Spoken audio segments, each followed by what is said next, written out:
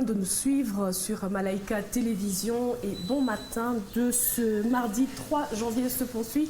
Et nous sommes dans notre rubrique On fait le point. Et aujourd'hui, tout simplement, nous parlons de Pour qu'une année compte. C'est le thème qui a été exploité, n'est-ce pas, dans notre instant motivation la semaine avant, n'est-ce pas, les festivités. Mais aujourd'hui, nous faisons le point dessus. Pourquoi? Parce que pour être fier, après, n'est-ce pas, avoir passé toute une année, 12 mois de travail, de labeur et tout ça, bah, écoutez, il faut savoir certaines choses. Vivre au jour le jour, oui, mais comment? Vous savez, c'est une nouvelle année, elle est pleine de promesses. Dans certaines églises, on a prononcé même, on a plutôt promulgué, voilà, j'allais dire, promulgué des thèmes de l'année. Lorsque vous êtes peut-être dans une société sérieuse, bah, écoutez, on vous a parlé justement des objectifs que vous devez avoir. C'est une très bonne chose. La sensation de renouveau, elle est là, surtout pendant le mois de janvier. En tout cas, on sent cette sensation de renouveau. C'est très bien, mais ça va durer combien de temps? C'est au mois de janvier qu'on fait des objectifs, c'est très bien, mais ça va durer combien de temps, cette euphorie ou cet état de motivation? Et nous faisons le point aujourd'hui avec notre coach, le coach Israël Kayembe, qui est avec nous. Bon matin, coach. Bon matin, Alice. Alors, du coup, avec vous, justement, on en parle. La première question que j'ai pour vous, c'est de savoir, est-ce qu'une nouvelle année crée de nouvelles habitudes? Une nouvelle année ne crée pas de nouvelles habitudes, mais une nouvelle année offre de nouvelles opportunités. Très bien. Parce que les habitudes sont faites et bâties intentionnellement. L'habitude, c'est l'assemblage de ce que nous appelons, on commence par une manière de penser. Oui. Et dans la manière de penser, on développe des habitudes. Mais avant les habitudes, il y a des actions que l'on pose. Oui. Il y a les pensées, les actions, les habitudes, le caractère et la vie des hommes. Pour dire que l'habitude vient après. Mais pour qu'il puisse y avoir habitude, il faudrait qu'il puisse y avoir une certaine manière de penser. C'est ça. La nouvelle année ne crée pas de nouvelles habitudes, elle crée de nouvelles opportunités qui, en fonction de ces nouvelles opportunités, on décide de développer certaines habitudes pour les atteindre et jouir de ces opportunités. Très bien. Ouais. Parfait. Alors, ma deuxième question pour vous. On sent que tout est nouveau. Hein, Oui. en tout cas, avec une nouvelle année, tout est nouveau, très bien. Et on peut facilement oublier les actions qu'on a posées l'année d'avant. Absolument. Donc, est-ce qu'il faut se souvenir de l'an qui vient de passer? Faut-il s'en souvenir de manière positive, dans ce que j'ai pu faire, ou de manière négative, ce qui m'a manqué? Ok. En fait, le principe est le suivant. Le passé n'est pas un endroit de résidence, mais le passé est un endroit de référence. Très bien. Parce que quand quelque chose est passé, il n'y a pas que des bonnes ou des mauvaises. Mais quel que soit ce qui est arrivé, nos souvenirs sont importants pour ce que nous appelons le capital émotionnel. Très bien. Parce que l'homme est composé du coefficient intellectuel, du coefficient émotionnel et du coefficient spirituel. Et le coefficient émotionnel est au milieu. OK. Quand il est déséquilibré, il absorbe le QI et le QS. Wow. Mais quand il est bon, il permet à ce que le QI et le QS se développent bien. Très Par exemple, certains élèves, quand ils ont commencé à étudier, il était premier de sa classe, mais dès qu'ils commencent à aimer une certaine fille, vous sentez que les résultats baissent. Ah, ça, c'est pas faux.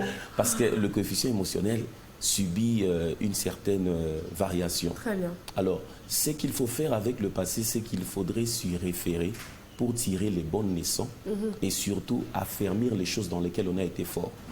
On ne va jamais être fort en tout.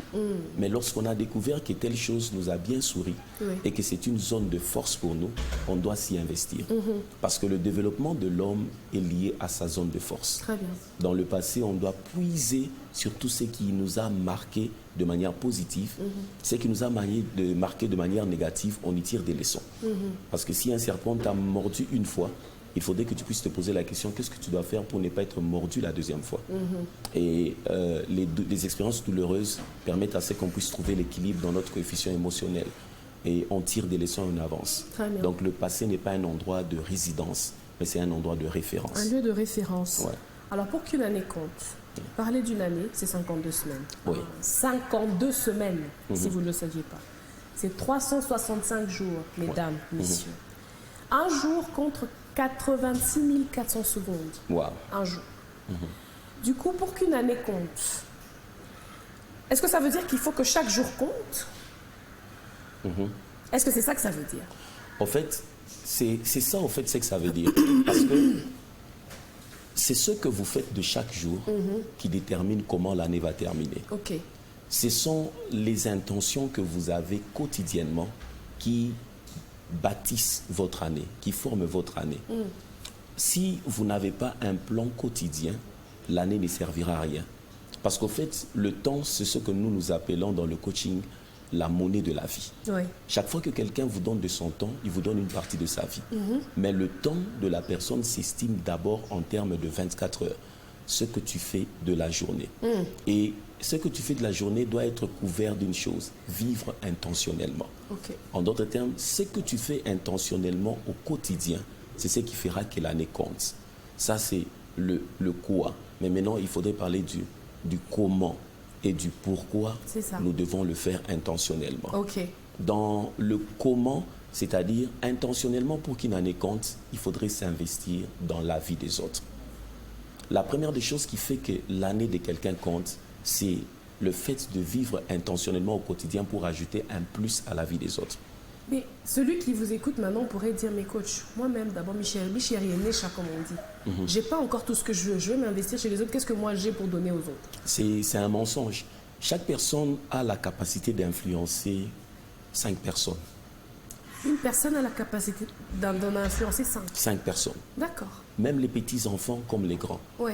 Il y en a qui le découvrent de manière consciencieuse, mais il y en a qui sont encore inconscients par rapport à cela. C'est comme ça, par moment, quelqu'un peut mettre juste une simple citation sur son statut, mais après, il y a des personnes qui prennent parce que les personnes trouvent en elles un modèle. Et nous permettons à ce que les gens se découvrent dans des séances de coaching pour leur faire comprendre qu'il faudrait que tu sois conscient de ce que nous appelons l'influence. Chaque personne influence au moins 5 personnes. Et toute personne a quelque chose à donner à quelqu'un parce que nous avons été bâtis sur le principe de la vie qui est libérée et celle qui se développe. Sinon, nous devenons comme la mer morte. La mer morte, elle accumule les eaux, mais elle ne libère pas les eaux. Et dans la mer morte, rien ne vit. Il n'y a pas de poisson, il n'y a pas de vie parce qu'elle accumule simplement les eaux. Et si vous ne voulez pas vivre le principe de la mer morte, mais être le principe de l'océan, de la vie, il faudrait que vous puissiez vous déverser dans quelque chose. Vivre intentionnellement, ajouter de la valeur aux autres, doit être le must quotidien. Ajouter de la valeur à l'autre. Parce qu'il n'y a pas un grand investissement. Quand on te pose la question, qu'est-ce que tu as fait? Quand tu diras, j'ai des comptes en banque, j'ai des maisons, j'ai des maisons. Si tout ce que nous faisons n'aide personne à avancer, en principe, on n'a rien fait. Les grands leaders dans le monde sont reconnus non pas pour leur réalisation en termes de bâtiments, mais les grands leaders sont reconnus en termes d'affectation des vies des gens. Ça, c'est pas fou. Ouais. Et j'aime beaucoup, d'ailleurs, comme on est dans le média, Oprah. Aujourd'hui, on a même adopté dans l'Académie française Opracisé. Opracisé. Oui, on parle de Oprah, on l'a introduit parce qu'on s'est rendu compte que tellement elle est devenue une figure emblématique d'influence et il y a des vies des personnes qui ont été affectées par son quotidien. Mais ce n'est pas de manière accidentelle, mais c'est intentionnel. Très bien. Si nous voulons qu'une année compte, vous allez vous rendre compte que dans tous les domaines, il y a des citations qu'on a données. Benjamin Franklin dit que dans le monde, lorsque vous aidez quelqu'un à porter sa charge, dans ce monde-là, vous ne devenez pas inutile, vous devenez utile. C'est un homme des sciences. Et lui, quand il est dans son laboratoire, tout ce qu'il fait, c'est pour qu'il puisse arriver à enlever quelque chose qui pèse de la vie de quelqu'un au travers de sa science. Le faciliter la tâche. Aujourd'hui, par exemple, on a l'informatique, le traitement automatique de l'information. Avant, c'était quand même douloureux de traiter l'information, mais ces hommes des sciences nous ont permis d'enlever quelque chose. Ils ne sont pas inutiles. Ils ont ôté un poids. Ils ont ôté un poids. Et dans les domaines politiques, il y a quelqu'un comme Mahatma Gandhi qui dit que nous nous retrouvons lorsque nous nous perdons à servir les autres. En d'autres termes, si vous dites que vous poursuivez réellement un idéal politique, il faudrait que l'on sente que ce que vous poursuivez est pour la cause de plusieurs personnes. Très bien. Si dans ce que vous poursuivez, personne ne s'y retrouve, c'est-à-dire que vous ne poursuivez rien. Pour savoir que vous êtes un leader, il faudrait qu'il y ait des gens qui vous suivent. Mais pour que les gens vous suivent, il faudrait qu'ils se sentent absorbés par la cause que vous défendez. Ça, ce sont les gens de leaders. Il y a quelqu'un comme Jim Rohn, lui, c'est dans le domaine de l'entrepreneuriat. Il dit que quand vous commencez à servir, vous êtes très bien aligné pour la grande richesse, la grande renommée, la grande. En d'autres termes, lorsque vous servez, c'est la qualité du service que vous rendez qui détermine les rémunérations que vous aurez. Très bien. Même les hommes d'église, l'impact spirituel que vous faites dans la vie des gens détermine l'impact matériel qu'ils font dans votre vie. Et tout se résume en termes de servir. Et l'homme doit être au centre. Si vous n'avez pas un service à offrir, il n'y a pas de rémunération à gagner. Coach, en tout cas, quand vous parlez de service, ça nous ramène un tout petit peu allez, le domaine des services dans notre pays. Oui. Quand vous allez à la banque, quand vous allez dans les magasins, Oui. quand vous allez dans certaines institutions. Partout. Où il y a des personnes qui doivent vous servir, mais qui, bon, vous leur dites rien, quoi. Quand vous arrivez, ils boudent, ils vous ignorent et tout ça. C'est parce que souvent, on a pris des autodidactes. Tout celui qui n'est pas formé dans un domaine est candidat à la frustration. Et on a pris beaucoup d'autodidactes, même dans les stations-service. On a pris beaucoup d'autodidactes. Wow. Or, le service se forme. Aujourd'hui, quand vous allez dans le concert des nations, les États-Unis ont développé au moins 105 secteurs de services. Oui. Et c'est devenu comme ce qu'on appelle l'épine dorsale de leur économie. Très bien. Ils savent se déplacer même pour le nettoyage des chiens. Il y a des gens qui ont fait de l'argent dans ça. Oui. Ils disent non, vous n'avez pas besoin de vous déplacer. Ils arrivent. Et les gens qui boudent ont perdu aussi des clients. Parce qu'au fait de bouder, certaines personnes ont dit, en tout cas, je ne reviens plus à cet endroit. On m'a mal servi. Oui. Je ne vais plus dans ce restaurant. Il y a des gens qui ont laissé des commandes en cours. Oui. Il s'est énervé, il est parti. Mais il y a des endroits où vous allez bien, comment vous allez, on vous offre d'abord un sucré, tout ça, bien que ça sera payant, mais la manière dont on vous sert, ça vous met à l'aise. Et ça vous fidélise. Oui, parce qu'il y a un rapport entre la qualité de service, la confiance et la sécurité. Waouh. La manière dont vous servez les gens, c'est une qualité de service qui engendre une confiance. Oui. Et les gens se sentent sécurisés. C'est ça. C'est ça. Même en tant que leader, très bien. Quand les gens ne savent pas vous faire confiance, il y a un problème. C'est là-bas directement où on entre dans la brèche de l'intégrité. Ce que vous êtes, ce que vous pensez et ce que vous dites engendre la base sur laquelle les gens vous font confiance. Et les gens se sentent sécurisés, même dans les services que vous rendez. Très bien. Alors, j'ai lu un article du Harvard Business Review qui parlait de comment faire pour qu'une année puisse compter. Cet article parle de ne pas abandonner ses rêves, premièrement, et deuxièmement, de ne pas commencer l'année en écrivant des objectifs et des dates butoirs, mais de commencer par écrire ses rêves. Absolument. Est-ce que vous leur donnez raison? Je leur donne totalement raison. C'est comme ça, une fois, j'ai eu à développer du rêve à la réalité.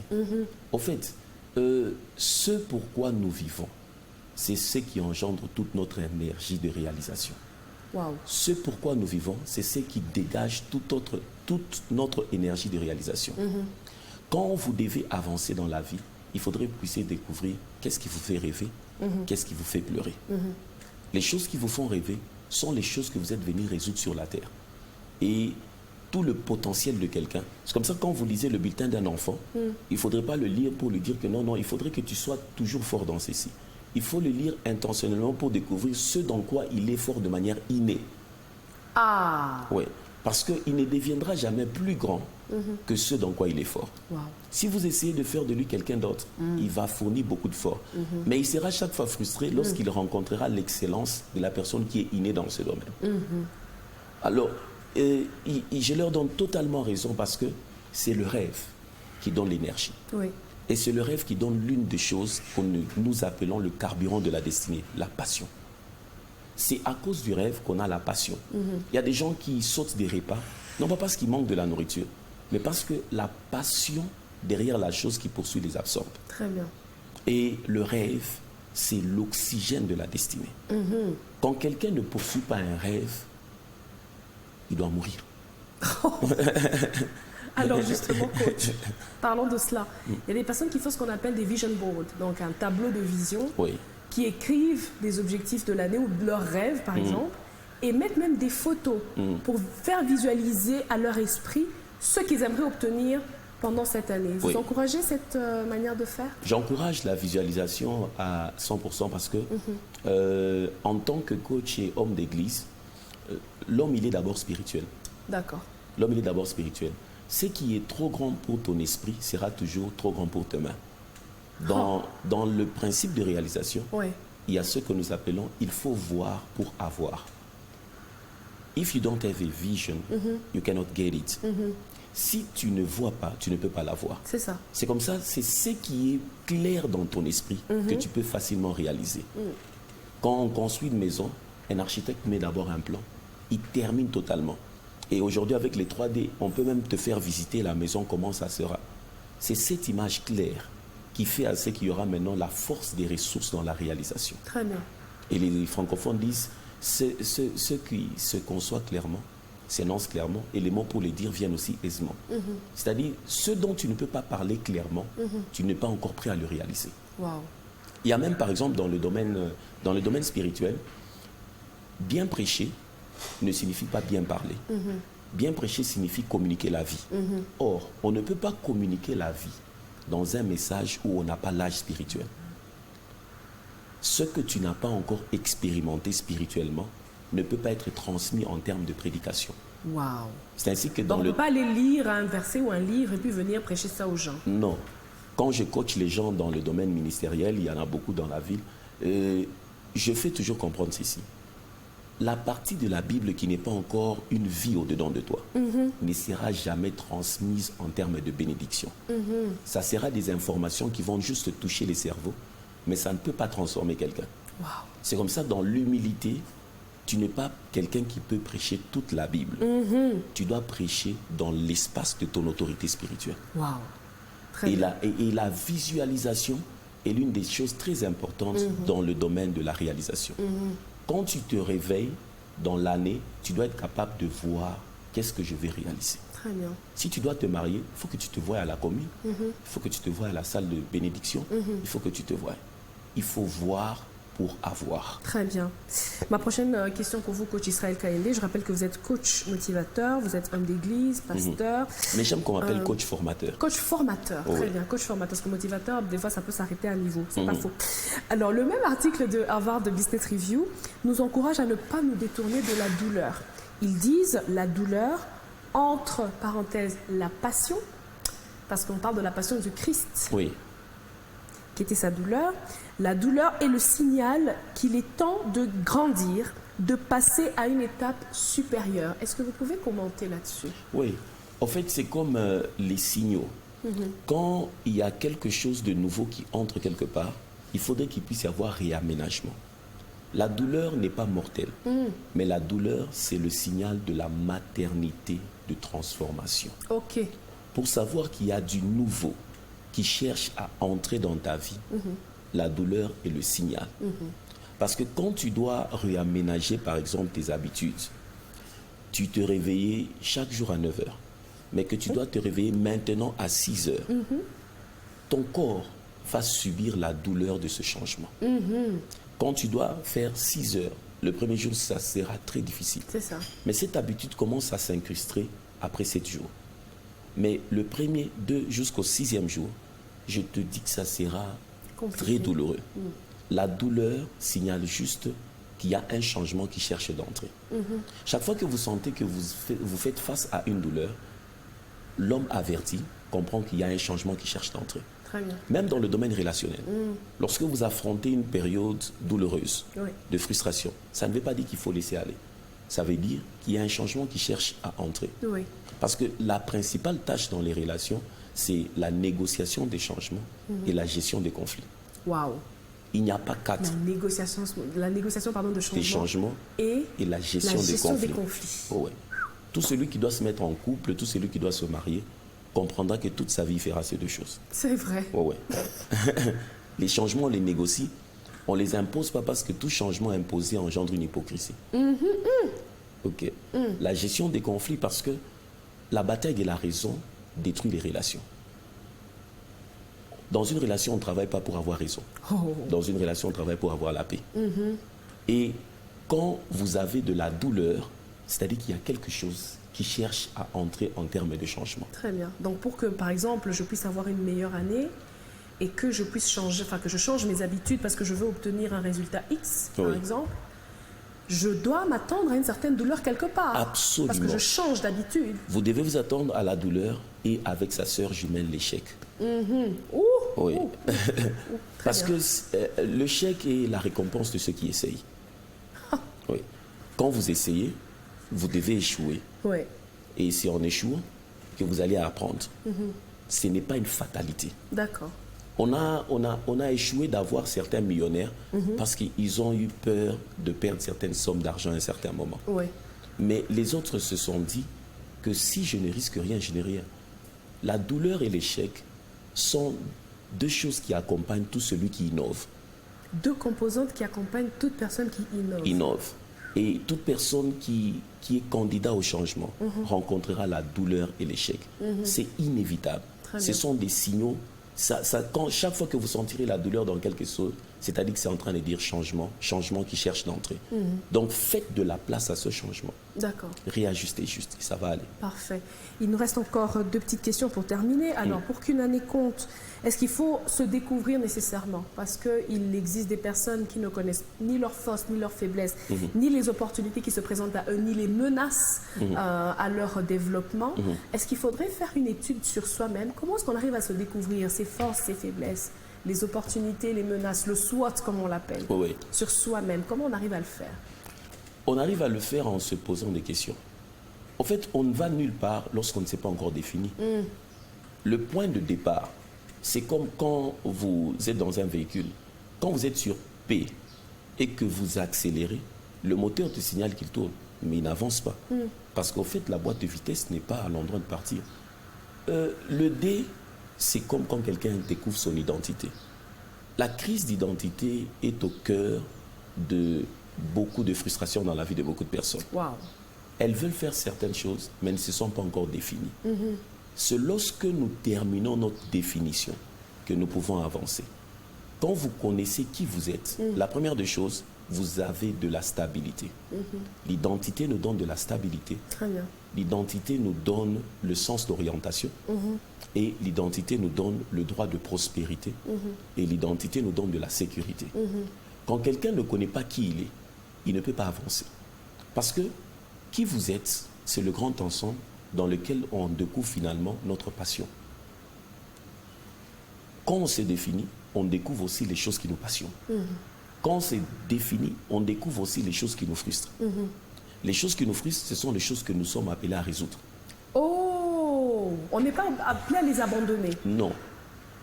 Tout ce qui te met mal à l'aise, c'est le message pour te dire que c'est toi qui es capable de changer cela. Wow. C'est comme ça quand tu vois quelqu'un, comment Martin Luther King Jr. est entré dans la course des grands. La manière dont on traitait les Noirs, ça le mettait mal à l'aise. Malcolm X aussi, ça le mettait mal à l'aise.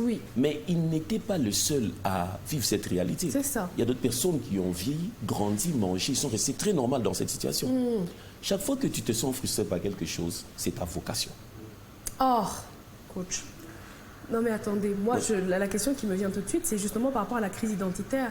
Est-ce que c'est parce qu'on veut tous être conformistes, la peur d'être jugé, quand on sort la tête, quand on se définit, quand on devient différent, est-ce que la peur d'être jugé ne nous rend pas ce mauvais service-là aussi et qu'on préfère se conformer, être comme tout le monde au lieu d'avoir son identité et s'assumer en tant que tel? La question que je pose à celui qui réfléchit comme ça, c'est que comment veux-tu finir ta vie? Quand quelqu'un réfléchit comme ça, je lui pose la question, ok, je t'ai entendu, je te pose maintenant la question, comment veux-tu finir ta vie? Si tu veux finir ta vie dans les annales de l'oubli, il faut réfléchir de cette manière. Mais si tu veux que les gens se souviennent de toi, il faut aller au-delà de ça. Non, mais il y a des gens qui ont peur justement de sortir la tête parce qu'après on tape dessus. Si vous avez peur de sortir la tête, c'est-à-dire que vous n'êtes pas prêt à laisser un héritage qui sera célébré. Wow. Parce que le vécu de l'homme, ce n'est pas le nombre d'années, c'est qu'est-ce qu'il nous laisse en termes d'héritage. Très bien. Et quand un homme vit pour rien, c'est vraiment inutile. C'est une vie vécue sans trace, sans impact. Très bien. Celui qui a peur du fait qu'on va taper sur la tête, tout ça, c'est quelqu'un qui n'a pas encore répondu à la question « Que vais-je laisser après que je sois parti de la terre ?» Très bien. Mais celui qui vit pour bâtir un héritage, c'est celui qui est prêt à affronter toutes choses. Vous aurez toujours des personnes qui seront vos contradicteurs. C'est normal parce que tout celui qui amène du nouveau déstabilise un système. Et le système est entretenu par des personnes. Les premières personnes que vous rencontrez comme contradicteurs sont ceux qui sont à l'aise dans le nouveau système. Il n'a pas été facile de changer les machines tac, tac, tac, tac avec l'ordinateur. Tous les anciens papas se sont vus menacés parce qu'il y en avait d'autres qui n'étaient plus aptes d'apprendre l'informatique. C'est ça. Et ils ont vu que les postes étaient en train de partir. Alors que faire? Il faut saboter la chose, tout ça, tout ça. Mais quand le changement vient, quand on ne s'impose pas, on se sent absorbé. Et il est impératif de se dire que je rencontrerai des contradicteurs. Très bien. Les personnes qui vont me contredire sont ceux qui sont à l'aise dans le système, qui me sentiront comme une menace. Les coups, on en aura. Mais la chose qui permet à ce qu'on reste debout contre vents et marées, Ouais. ce sont nos convictions. Très bien. Alors, la toute dernière question que je vais vous poser, c'est celle de savoir. Le mois de janvier, c'est le mois de toutes les motivations. Oui. Le renouveau, hein, comme Oui. je le disais au début, on est très motivé. On a un carnet, un nouveau carnet, le syndrome d'ouvrir ce carnet qui sent le nouveau, le Oui. frais. Et on écrit dessus tout ce qu'on veut écrire. Je ferai ça, je ferai ça, je ferai ça. Mhm. Mais comment faire pour garder... Parce qu'en février, ça retombe. Hein. Oui. Alors, du coup, comment on fait pour garder cette motivation tout le long de l'année et ne pas, devant les obstacles, se dire « Ah, mais j'y arriverai jamais Ok. Comment faire? La simple des choses de faire, c'est de ne pas se fixer beaucoup d'objectifs. Le cerveau a du mal à poursuivre beaucoup de choses à la fois. Très bien. Il faudrait fixer ce que nous appelons quels est les 20% qui vont faire à ce que les 80% soient réalisés. Ouh, C'est ce qu'on appelle le Pareto. bien. Si vous mettez beaucoup de choses, vous allez vous épuiser émotionnellement. Dans tout ce que nous réalisons sur cette terre, sur 10 choses, quand vous mettez 1, 2, 3 jusqu'à 10, les 2 premières sont les choses qui, lorsque tu les fais, tu auras les 8 autres. Wow. Si tu dois te fixer des objectifs pour garder la motivation, fais la plus petite chose qui sera la source de toutes les grandes choses. Et c'est comme ça nous disons, c'est la priorité aux priorités. D'accord. Il faudrait que tu puisses te dire quelle est la chose qui doit venir en premier et quelle est la chose que je serai en train de faire chaque jour. Très bien. Pas quelles sont les choses, mais quelle est la chose. D'accord. Quand tu la définis, c'est cette chose qui sera comme un maillon. Elle sera chaque fois en train de te permettre, dans sa réalisation et dans sa constance, de ramasser les autres chemins faisant. Mais malheureusement, beaucoup de gens, quand ils se réveillent, ils mettent beaucoup de choses. C'est une mauvaise manière de fixer les objectifs. La to-do list, là, Oui, qui a oui. 14 points. Faux. Il y a 20% qui va engendrer les 80 autres. D'accord. Priorité aux priorités. Quelle est la chose qui doit venir en premier D'accord. et que je dois faire chaque jour? Oui. Pas quelles sont, mais quelle est la chose. Quand vous l'avez définie, c'est celle qui va garder le maillon de la motivation annuelle. Parfait. Oui. Très bien. Merci, coach. Alors, est-ce que vous avez un mot de la fin pour ceux qui vous regardent? Parce que je suis sûre que vous avez Ok. donné matière à plusieurs personnes pour voilà, faire que leur année puisse compter. Oui. Le mot de la fin, qu'est-ce que ce serait? Le mot de la fin serait ceci. Quand l'année doit compter, je parlais de servir les autres et de l'intégrité, mais servir les autres et l'intégrité ne sert à rien si vous ne travaillez pas à votre propre croissance. Chaque année, pour que le lendemain soit sûr qu'il ira bien, il faudrait que vous puissiez vous développer. Si vous ne vous développez pas, vous êtes limité et vous commencez à mourir à petit feu. Dans la vie, ne jamais travailler pour se maintenir. Dans la vie, il faut toujours travailler pour grandir. Si vous ne vous développez pas, le service sera monotone à un certain moment. D'accord. Votre intégrité va en pâtir. Parce que c'est lorsque vous vous développez que vous maintenez la colonne de l'intégrité Parfait. sur ce que nous pensons, ce que nous disons et ce que nous faisons. Very important. Très bien. Merci beaucoup, coach Israël Kayembe. C'était vous un en prie. plaisir de vous avoir aujourd'hui. Ok. Et nous serons avec vous déjà dès demain, Demain, je viens. jeudi, vendredi, Ok. pour Instant Motivation. C'était notre rubrique On fait le point. Et aujourd'hui, nous parlions sur un sujet très important pour qu'une année compte. Vous voulez que 2023 compte? Écoutez, il y a tellement de concepts que le coach Israël nous a donnés. Et si vous avez pris des notes, nous vous encourageons à les mettre en pratique. Et vous serez très fiers d'ici décembre de cette année. Deuxième set des infos, le dernier de la journée avec Julien Bouyamba déjà en place.